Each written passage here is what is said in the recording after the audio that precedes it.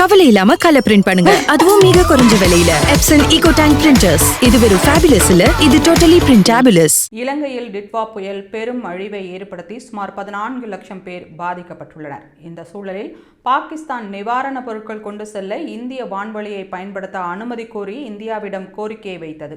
ஆனால் அதற்கான அனுமதியை இந்திய அரசு தாமதப்படுத்தியதாக பாகிஸ்தான் அரசு குற்றம் சாட்டியுள்ளது. பாகிஸ்தான் தெரிவித்த தகவலின்படி டிசம்பர் 2ஆம் தேதி பகல் 1 மணி அளவில் அனுமதி கோரிக்கை அனுப்பப்பட்டதாகவும் இந்திய அரசு மாலை 5:30 மணி அளவில் தான் அதற்கு பதில் அளித்ததாகவும் கூறப்பட்டுள்ளது.